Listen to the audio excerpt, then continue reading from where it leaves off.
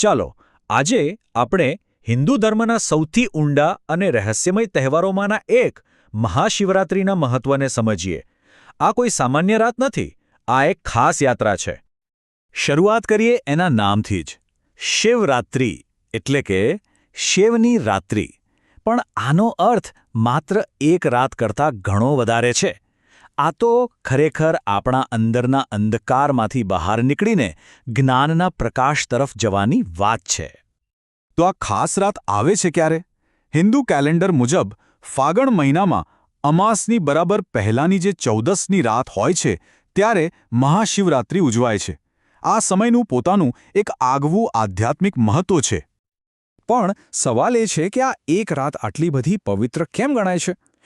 એની પાછળ 3 મુખ્ય દિવ્ય કથાઓ જોડાયેલી છે. ચાલો એક પછી એક એ કથાઓમાં ડૂબકી મારીએ અને આ રાત્રિના રહસ્યને સમજીએ. સૌથી પહેલી અને કદાચ સૌથી વધુ જાણીતી કથા એ છે ભગવાન શિવ અને માતા પાર્વતીના દિવ્ય વિવાહની.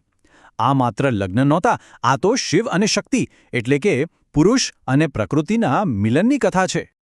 વાત કંઈક એવી છે કે માતા પાર્વતીએ ભગવાન શિવને પતિરૂપે પામવા માટે હજારો વર્ષો સુધી કઠોર તપસ્યા કરી. એમની આ અતૂટ ભક્તિ અને સમર્પણ જોઈને શિવજી પ્રસન્ન થયા અને એમની સાથે વિવાહ માટે સંમત થયા. અને એ દિવ્ય મિલન આ જ પવિત્ર રાત્રિએ થયો હતું.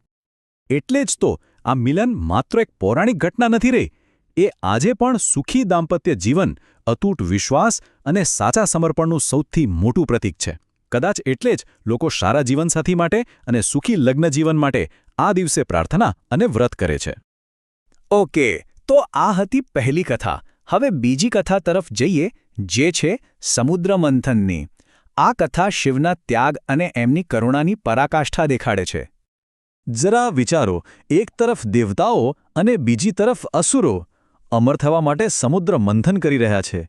પણ અમૃત નીકળે એ પહેલાં સમુદ્રમાંથી નીકળ્યું હળાહળ વિષ, એવું ભયંકર ઝેર કે જે આખી સૃષ્ટિનો નાશ કરી શકે. કોઈની હિંમત ન થઈ એને સ્પર્શવાની. ત્યારે ભોળાનાથે આખી દુનિયાને બચાવવા માટે એ વિષ પીવાનો નિર્ણય કર્યો. પણ એમણે એ ઝેરને ગળામાં જ રોકી રાખ્યું. માતા પાર્વતીએ એમના ગળા પર હાથ રાખ્યો જેથી ઝેર શરીરમાં ન ઉતરે, અને એના કારણે એમનો કંઠ નીલો પડી ગયો. બસ ત્યારથી જ શિવજી નીલકંઠ કહેવાયા. શિવનું આ કામ એ એમના નિસ્વાર્થ બલિદાન અને અપાર કરુણાનું સૌથી મોટું ઉદાહરણ છે. એ આપણને શીખવે છે કે જગતના કલ્યાણ માટે ક્યારેક ઝેર પણ પીવું પડે છે, અને એ ઝેર પણ અમૃત બની જાય છે. અને હવે ત્રીજી કથા, જે આપણને શિવના અનંત નિરાકાર સ્વરૂપનો પરિચય કરાવે છે. આ કથા સમજાવે છે કે શિવ શા માટે બધાથી પરે છે, સર્વોપરી છે. એકવારની વાત છે, ભગવાન બ્રહ્મા અને ભગવાન વિષ્ણુ વચ્ચે વિવાદ થયો કે બંનેમાંથી શ્રેષ્ઠ કોણ. ત્યારે એમની વચ્ચે અચાનક પ્રકાશનો એક એવો સ્તંભ પ્રગટ થયો જેનો કોઈ આદિ નહોતો, કોઈ અંત નહોતો. બંને દેવોએ એનો છેડો શોધવાનો બહુ પ્રયત્ન કર્યો, પણ હારી ગયા. ત્યારે એમને સમજાયો કે આ કોઈ સામાન્ય પ્રકાશ નથી, આ તો ખુદ ભગવાન શિવનું અનંત જ્યોતિર્લિંગ સ્વરૂપ છે. અને માન્યતા એવી છે કે ભગવાન શિવ જે દિવસે પહેલીવાર આ જ્યોતિર્લિંગ સ્વરૂપે પ્રગટ થયા હતા, એ દિવસ એટલે મહાશિવરાત્રિ. આ જ ઘટના આ રાત્રિને અત્યંત પવિત્ર અને શક્તિશાળી બનાવે છે. તો આ હતી એ 3 કથાઓ જે આ રાત્રિને ખાસ બનાવે છે. પણ હવે વાત કરીએ એના આધ્યાત્મિક મહત્વની. ભક્તો આ દિવસે શું કરે છે અને કેમ કરે છે? કેવી રીતે શિવ તત્વ સાથે જોડાવાનો પ્રયાસ કરવામાં આવે છે? એક સવાલ જે કદાચ બધાના મનમાં થતો હશે કે આખી રાતમાં એવું તે શું છે? શા માટે એ આધ્યાત્મિક સાધના માટે આટલી શક્તિશાળી માનવામાં આવે છે? યોગ અને આધ્યાત્મના જાણકારોનું કહેવું છે કે આ રાત્રે પૃથ્વી પર કુદરતી ઊર્જાનો પ્રવાહ ઉપરની તરફ હોય છે. આ ઊર્જા આધ્યાત્મિક વિકાસમાં ખૂબ મદદ કરે છે. એવું કહેવાય છે કે બ્રહ્માંડમાં શિવ તત્વ એટલે કે શુદ્ધ ચેતના આ રાત્રે સૌથી વધુ સક્રિય હોય છે. આથી જ ધ્યાન અને આત્મચિંતન માટે આ રાતને વર્ષની શ્રેષ્ઠ રાત્રિઓમાંની એક ગણવામાં આવે છે.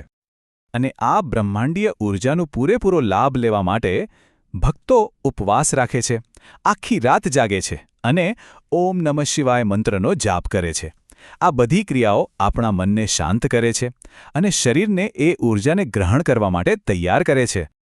આ રાત્રિની પૂજામાં જે સૌથી કેન્દ્રમાં રહેલી વિધિ છે એ છે શિવલિંગનો અભિષેક.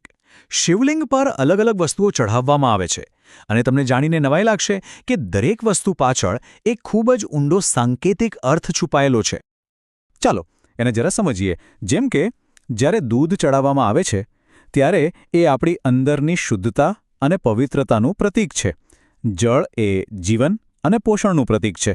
3 પાંદડાવાળું બીલીપત્ર એ આપણા 3 ગુણો સત્વ, રજસ અને તમસનું સમર્પણ છે. અને ભસ્મ એ આપણને યાદ અપાવે છે કે આ ભૌતિક જગત નશ્વર છે અને અંતે બધું જ શિવમાં ભળી જવાનું છે. તો આ બધી કથાઓ, આ બધી પૂજાવિધિઓ, આ બધાનું સાર શું નીકળે છે? આ બધું આપણને એક અંતિમ, સૌથી મહત્વપૂર્ણ વિચાર તરફ લઈ જાય છે. તો અંતે મહાશિવરાત્રિ માત્ર એક તહેવાર નથી, એ એક તક છે. આ એ રાત્રિ છે જે આપણને આપણા અહંકારને ઓગાળીને એ પરમ ચેતના સાથે, એ શિવ તત્વ સાથે એક થવા માટે પ્રેરણા આપે છે. આ આપણા નાના હુંમાંથી બહાર નીકળીને અનંત સાથે જોડાવાની રાત્રિ છે. હર હર મહાદેવ.